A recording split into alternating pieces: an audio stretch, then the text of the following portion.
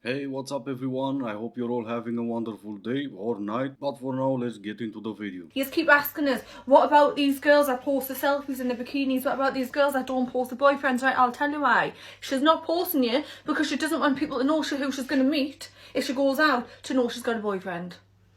There you go, you've heard it. This bit me hair always does my head and I haven't got my hair band, right? I am telling you now that if you, we all know them girls, they go out with the boyfriend or they go on holiday with the boyfriend, looks like they're doing a solo trip. Looks like they're generally out there on their own. All the clique, all the girls, all the group knows that she's there with her boyfriend, but outsiders, they're respecting the lass because they think that she's doing this solo trip on her own. Not the case. She's not posting you because when she meets someone, she's going to give her name, they're going to add her, and they're not going to say any boy on her grid. They're going to message her. She's going to message back. When she realises that she likes him, she's going to leave you. And then she'll probably, 9 times out of 10, they'll make you think it's something you've done. Because us girls can be evil.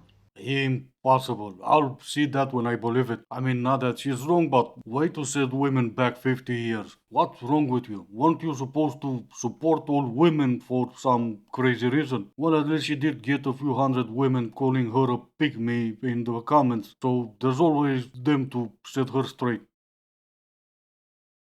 Listen, I think it's 10 times harder when you go commando rather than wearing a lacy or silky set, because if you've got a dress on and you've got nothing on underneath and he slips his hand up there, like, he's going to have the shock of his life, right? Yeah, that always makes for a great first date. Oh, I didn't mean it for the first date. Then it's not gonna be that much of a shock if he already knows you and he already knows you're going commando, right? I just hope I'm gonna be around in, let's say, 10 years when even if they are successful in their OF careers now, that success is gonna start to fade when they're in their 30s. Because right now, promoting their OF on TikTok, that's great. But these videos will be on the internet forever, and when they do try to find someone, and when they do get rejected by men because of their OF account, that's gonna make for a great laugh. Basically, I'm just very clear on what I want. There's a lot of boxes that need to be ticked. I know this man is out there, and it's just a matter of finding him. 7-figure salary, Right. already said morning routine. Yes. That includes some sort of exercise Mm-hmm. with group accountability, Mm-hmm. as well as some sort of very high nutrition, I'm going to say smoothie. The look on this lady's face, priceless. She is the matchmaker in this interaction, and not that I have much sympathy, but all of it that I have goes to her. Can you imagine having to listen to that lunatic for minutes, having to write everything she says when all you want to do is laugh out loud at her, not with her? She wants a man to make not 6 but 7 figures, and she's gonna draw the line at smoothies. You cannot make this up. At least 5'10". I feel like that's generous. I need him to be obviously in very good shape. Mm-hmm. I need him to have a full head of hair. Mm-hmm. That's very important to me. Okay. Be a Christian, but not take it too seriously. Like, I don't want to have to go to church every Sunday, but I don't want to get into fights over religion either. Sure. Of course. I want him to have an impeccable wardrobe. I want his suits to be tailored. Mm-hmm. I want him to look good in greens and blues because those are complementary to what I look good in. I want him to be from a good family. I'll know that what that means when I see it, or what more well said, I'll know what wouldn't satisfy that criteria when I see it. Yeah, she's basically looking for royalty. It doesn't matter if you made it, if you became a billionaire, if your dad was a plumber, then you stand absolutely no chance. Dude, I don't know what happened to women, but you ladies need to have a conversation with each other. Because if I say anything, I'm a misogynist. It has to be you, the same ones that bring these lunatics back to reality. It's finally happened. I give up with dating. I absolutely give up. This year, I have put myself out there. I have dated intentionally. I have also just like tried to understand who my type is. And I think I've got that nailed, but trying to find that type, like the unicorn, is just like a needle in a haystack. Like, you can look in 10 and you still can't find the one. You can look horrendous and you still can't find the one. And it's just like, I give up. Like, where do you find them? I've looked on Hinge, been on Raya. Like, where do you find these people? Because I'm not finding them.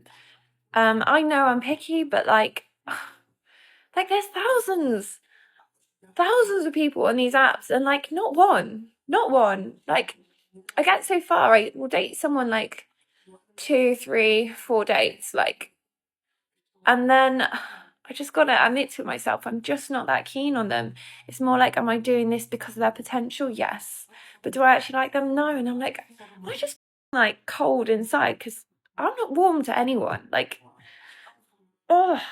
Oh no, the poor lady has no luck dating. It took her pushing 40s to start dating intentionally, and it took her pushing 40s to realize what her type is. I simply don't understand the problem. Why would the poor lady have bad luck in dating? Just another mystery never to be solved unless you're a man, and then won't be much of a mystery. Come to my attention that men are confused on whether or not they should approach women, not only from all the recent videos I've created, but also from this comment in particular, because people are saying, well, women have told me not to approach them. Women have told us men to not approach them. And in this comment, this person is saying it's not a self-esteem issue by not approaching, it's a respect for women issue. Now, I can understand this idea that, okay, well, I'm respecting a woman's wishes by not approaching because for so long, women have told us to not approach, but we need to just take it a step further and actually think, why is it that women have had this narrative that men should not approach them? Oh, let me guess. It's probably because women have been subjected to so many, like countless times, where they've been made to feel really uncomfortable by men approaching in very uncomfortable and not respectful ways. I don't think that there's anything disrespectful about telling someone that you like them or that you'd like to get to know them better. If anything, that's flattering, and the women should be able to take the compliment and should be flattered by that. It's a woman problem if the person doesn't know how to accept that compliment and whether or not they find that person attractive to like let the person down if they're not interested and to do it in a respectful way. So I can understand why guys are like, well, we're just respecting women's wishes. But we also should like think about, well, why are women wishing that in the first place? They probably had dealt with a lot of men who've made them uncomfortable, number one. But also number two, I think that like men need to learn how to put themselves out there in a respectful and honorable way, build more self-confidence, and to build the skill sets of like how to talk to people in real life instead of be glued to our phones and choose convenience and comfort over discomfort and unfamiliarity, but probably higher reward. We were wrong, please start approaching us again. That's all you had to say instead of going through all this mental gymnastics, telling me that if I don't want to approach you, I must be confused. You heard it from a man, you read his comment. He's not approaching women because he's respectful to women's wishes. Instead of trying to understand his point of view, you called him confused. And yes, I can fully understand some women felt uncomfortable when they were approached by some men that were not the best ones. But what you need to fully understand is this. When you started yelling at men to not approach you, you only made a good man, the one that respect women, no longer approach you and try dating app. The one that used to make you uncomfortable, they never cared. They are still the ones who approach you to this day. And they can all have you, cause me, confused or not, I simply don't care about you and what you want anymore. You know how everyone always says, oh, men always come back. They always come back. Don't worry, he'll come back.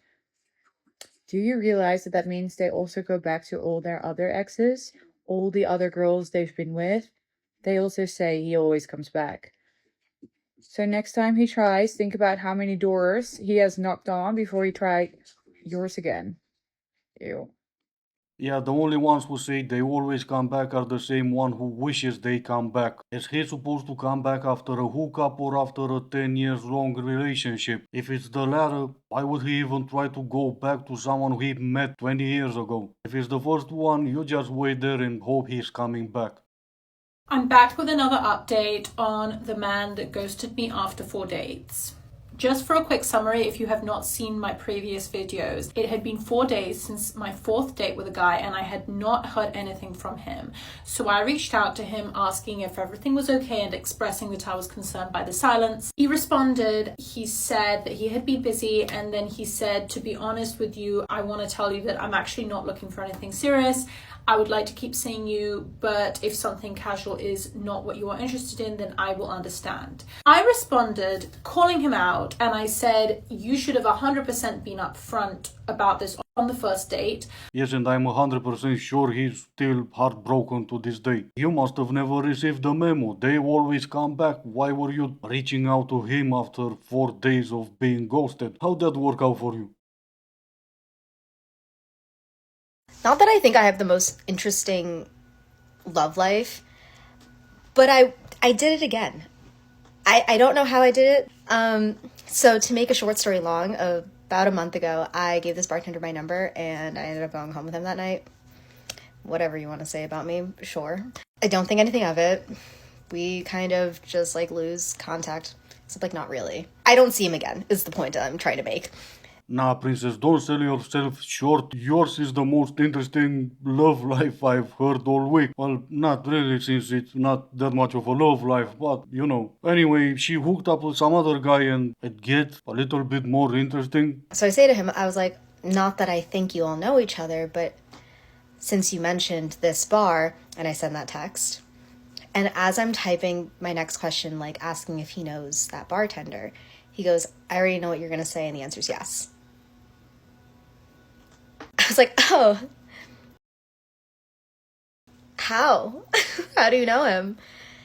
And he was like, yeah, you may or may not have been in my apartment before. Roommates? Like...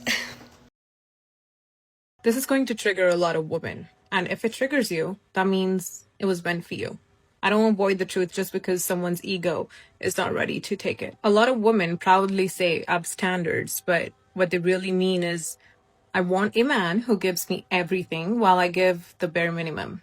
You want a man who's emotionally mature, financially stable, loyal, masculine, emotionally intelligent, while you can't handle accountability. You don't know how to communicate. You expect him to read your mind. You don't want a partnership. You want a provider, a therapist, a mind reader, all in one man. You demand emotional maturity where you get defensive the moment you're called out. You want consistency, but chase men who give you anxiety because chaos feels exciting. You say you want a masculine leader, but reject anything that requires you to show up feminine. You call it high standards, but it's really just entitlement.